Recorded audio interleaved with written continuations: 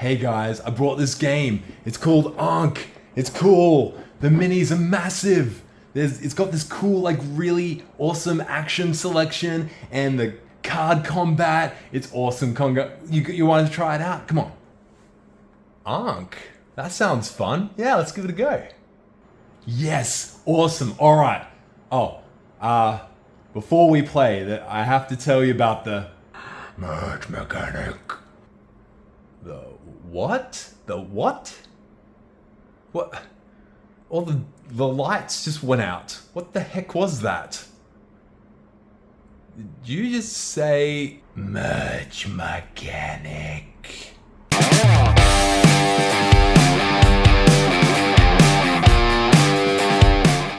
Hey guys, and welcome to a video series that I like to call Games I Love, but Other People Hate.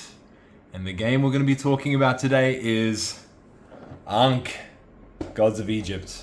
If you've heard of this game before, or played it before, then you know about the merge mechanism. This is a widely divisive mechanism, and judging from what I've seen and heard online, it is, for the majority, most part, disliked.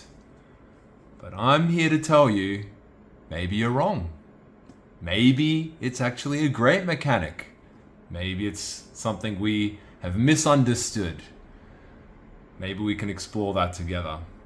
I can remember, clear as day, the first time I played Ankh. I took it to a board game store and we played a 5-player game. When I taught this game, I made sure to include everything with the rules. I did hear rumblings about people who didn't like this merge mechanism, so I thought best to talk about it in detail before playing the game. They understood how to play the game, but as you know, when you're learning a new game, there's a lot of information coming at you and you don't necessarily take on board everything, every minute detail. I think that is the biggest obstacle that this merge mechanism has. And well, when I tell you this story, it'll make a lot of sense to you, because this story that I'm about to tell you is the perfect storm. Everything that could have possibly gone wrong did. So, as I was saying, it was a 5-player game. The game was going well. I remember I was playing Anubis, the character with the big bladed arms looking thing. I was coming in second place, and I had sort of leaned into trying to win combats and trying to be tricky with my card play and that kind of thing. And I had realized I had neglected, for the most part, Ankh powers, which, if you don't know the Ankh powers in the game, they are extra abilities that you can unlock as you're playing. And if you don't know this also, they're very important. But I didn't know this in my first game. I decided, I'll see what I can do without them. I was doing a bit of an experiment and I didn't really focus on the Ankh powers at all. Plus, I was late in the turn order, and when you upgrade your Ankh powers and get new ones, if you are the first, second, or third to do so, there is a bonus for you. You can actually gain these extra meeples, which are pretty cool. They're pretty powerful, but an issue is that if you are late to the party in upgrading these Ankh powers, you miss out on those. That's not something I necessarily love, but it's okay. I'm accepting of it.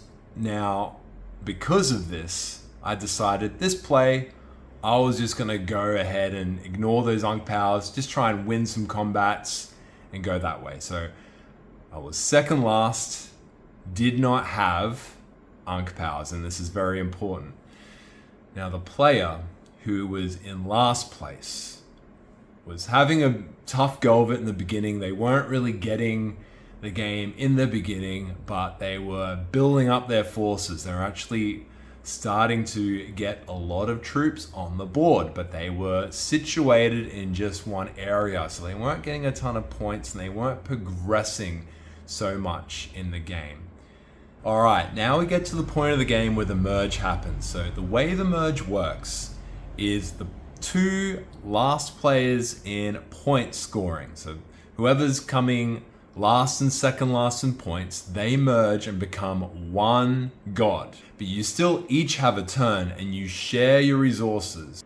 What determines what resources you have is one of the biggest troubles of this mechanic. When you are merging, the player who is in second last keeps their minions and forces on the board. The collective players also keep the second last player's Ankh powers.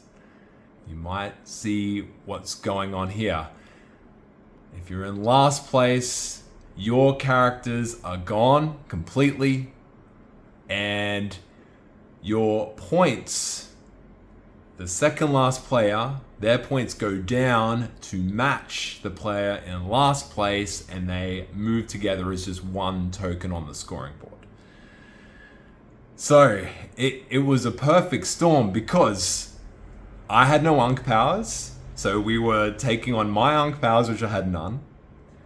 The player and last player had just spent the last few turns building up an army, which just vanished. And the kicker, the last bit, is that the points, my partner, the person I was working with, was far below me because, like I said in the beginning, he was having a rough go of it. He wasn't getting that many points. So I had to drop my score all the way down to meet him, and that was rough. It was a very rough merge. Now, look, I took it in my stride. It was a learning game for me. I didn't mind at all. I was still happy to keep going on with it. The person I was playing with, however, was not happy. Big hurt feelings. Actually got up and left. And I had to end up playing as both of us. I was taking on both of our roles, taking both of our turns. So we had merged, but I was still one god kind of in that situation. And that is how things can go horribly, terribly wrong. I think it's something, if you have all those plays, if you have the experience, you anticipate the merge, you can actually play around it quite well. So, you know, if you know you're in last place, perhaps you spend less time building your forces up and trying to just bring your score a little bit higher, so when the merge happens, it's not necessarily such a big drop for your teammate. Or if you are not last, start cashing in those Ankh powers and making sure you have those. I don't think it was a perfectly executed mechanism. If I was the designer of the game, I personally would have those two players choose the best of the forces on the board and the Ankh powers and so on and so forth, so they can make that joint decision. I think that would be the best way to do it. I can understand why it wasn't done that way, because it would just make the game would just grind to a halt and it would just stop, and everyone would have to sit around and wait for them to debate and figure out which one of their strategies that we're going to go for. So I do understand why it's not that way. I think it was a mistake not to do it that way. And I think also this is definitely not a beginner friendly mechanic. It should have been anticipated that people wouldn't like this the first time around. There should be a few scenarios where there is no merge at all, and I think a handful of scenarios where it does occur. I really enjoy Ankh. I really like the game. Do I like that merge mechanism? I don't know. I think that's something I'd like to explore with more plays. However, I have a problem. A lot of people really don't like that merge mechanism, which means I don't play that game very often. So I can't explore that enough. So that is a definite weak point. It really puts people off. I've played with 2 different groups. One was okay on it, and the other one was completely put off. None of them wanted to play again. They were just done. Talking about this game is a bit strange because I've started with one mechanism, and now I'm going to go into sort of the guts of the game, the main drivers of the game. And I think these are the real selling points of the game. Everyone knows about the merge mechanism, but what you really need to understand about this game is the core gameplay, and there's some really good stuff here. So the way Ankh plays is it runs through 2 phases. The first phase is you're going through this action selection type of thing. There are 4 different actions you can take. The first one being move, the other one being summoning more soldiers, the next one being gathering followers, which is a currency that you can use, and then you've got unlocking your Ankh power. Now, when you are taking your actions, you can take up to 2 actions. However, you cannot take an action that's above one that you've already taken. So the Ankh powers being the last on the track means that if you take that action first, you cannot take any other action on your turn. Your turn is finished. And there's also another thing. As you're taking these actions, these markers are moving further to the right of the board. And when they reach the very end, it triggers an event, which are really cool. And these are several things. It could be capturing some sort of building, which is used for scoring later in the game. It could be to divide territories so that more combats are actually happening. Or it could be to actually initiate a combat. And if you were the person to initiate a combat, you get a nice little token that gives you the tie break in one of those fights, which is very handy. The way combat actually goes is trying to have the most power in each of these regions. And the regions, another thing I should say, are numbered. So the combats happen in that order. So you can actually plan out combats based on these numbers. If you know that your rival is going to have a few battles before you can actually see if they expend a lot of their resources before it comes to fighting you. So that can be quite a handy thing. The way combats happen is you have your miniatures on the board. They're worth 1 combat each, and you're playing cards as well. And these cards can range from getting your cards back, having a big number to add to your combat score, giving you a bonus if you're losing the combat, and other abilities as well. So there's a lot of guesswork in the sense that you're trying to guess what card are people going to play against you. Yeah, it's very interesting, that sort of mind game, because you might force someone to play a really strong card and be actually going into a battle with the intent of losing.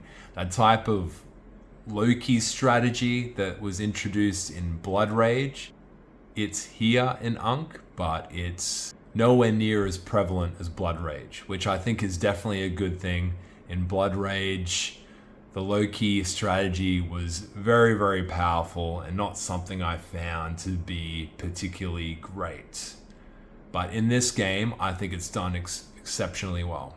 And that's basically the gist of the game. And I think it's a very simple game in its core. I didn't have to tell you much at all to play this game. You can teach it very quickly. And I think it's a shame that such a simple clean design has been muddied by this merge mechanism that people are terrified of or absolutely have disdain for. That isn't necessarily a bad thing. However, I don't think the implementation of it was perfect. And it's a shame because it is a great game. So if you haven't tried it, I would suggest trying it without the merge mechanic in your first game and have it introduced later on. There is a lot of counterplay when it comes to that merge, and I think it adds to the game, definitely. But not if you're not ready for it. It's not for beginning players. It's an advanced thing, and it should not be in every game. That's my feeling on it. Hey, you made it to the end. You guess what games don't have a merge mechanic? These playthroughs. Check out this one. I take on the blobs in Star Realms. And over here, can I survive being on a deserted island in Friday? Find out. Click one.